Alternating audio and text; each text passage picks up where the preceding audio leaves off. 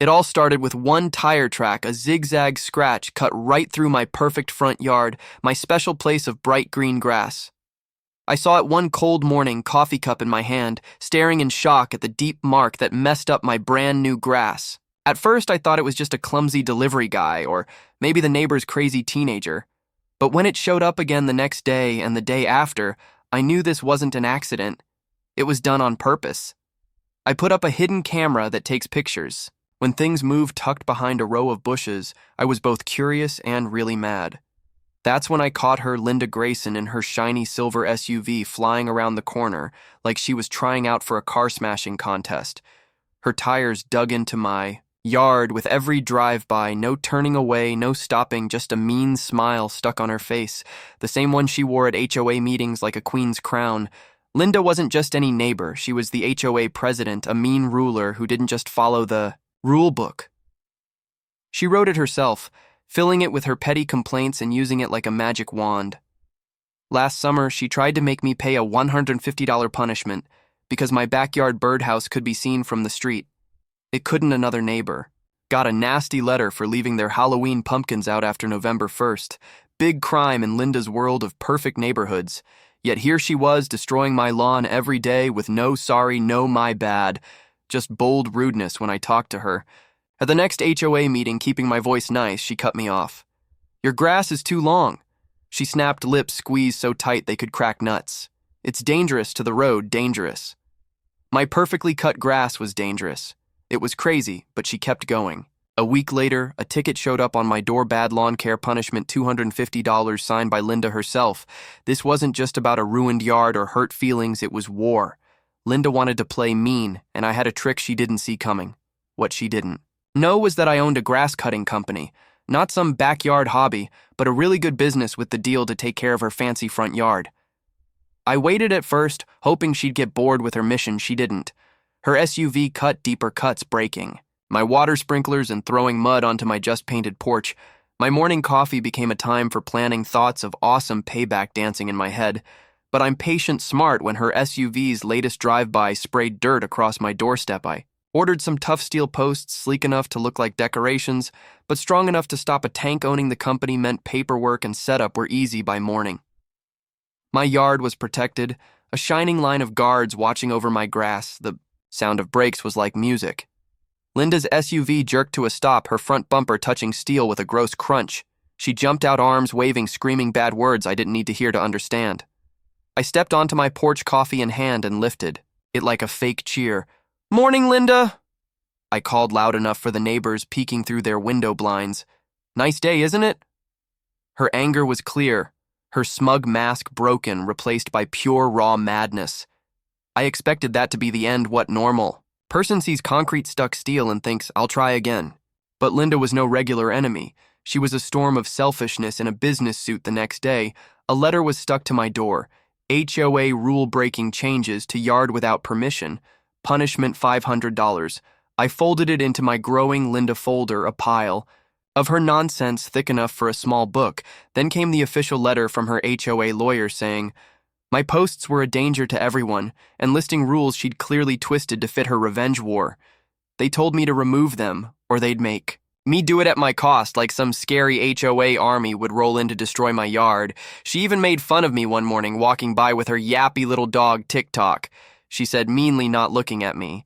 I smiled, calm, because I'd done my research. Those posts put in following city rules with permit spacing and warning signs perfect.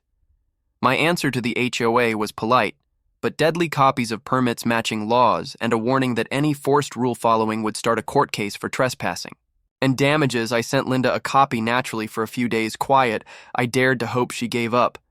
Then the sneaky damage started. Dead spots on my lawn, chemical burns, even a bag of dog poop left on my porch thanks to her little dog. I made my cameras better, catching every bad thing. Linda sneaking out at sunset, dumping plant food, scattering salt. But I wasn't just playing defense. Her lawn, that perfect shrine to her ego, was still under my business deal, renewable, cancelable at my choice. I could have cut her off, leaving her grass to die, but I had a better idea. I planned an organic treatment for her yard, a legal, earth-friendly plant food that would turn her lawn brown for a while before it got better. Meanwhile, every other neighbor's lawn Got the fancy green-up treatment within days. Linda's yard looked like a desert wasteland next to our thick greens. Her reaction was amazing. She walked around the block, looking at neighbors' yards, asking old Mr. Thompson about his secret to green. Grass. I made a big show of watering my perfect lawn, chatting with neighbors who now stayed to gossip about Linda's lawn problems. Her image, her money was falling apart, rumors of neglect bugs, even HOA failure spread. I didn't start them, I just let them grow, but the real winning move was coming. HOA rules, those petty commandments Linda loved, applied to her too. Buried in the bylaws was a gem board. Members must keep their property looking good for the community or get kicked out her dying. Lawn a rule breaking of her own rules. I put together a folder, photos, dirt reports, comparisons to neighbors' yards, all dated and made official. I didn't turn it in myself, that'd be too obvious. Instead, I got the neighborhood together, quiet coffee, talks, driveway chats. Everyone had a Linda story, punishments for tiny things, 2 a.m., emails, her reign of terror. Her lawn's death was the final spark. Signatures came in for a petition listing her rule-breaking, demanding a board review. Even Mr. Thompson, always neutral, signed with a smile.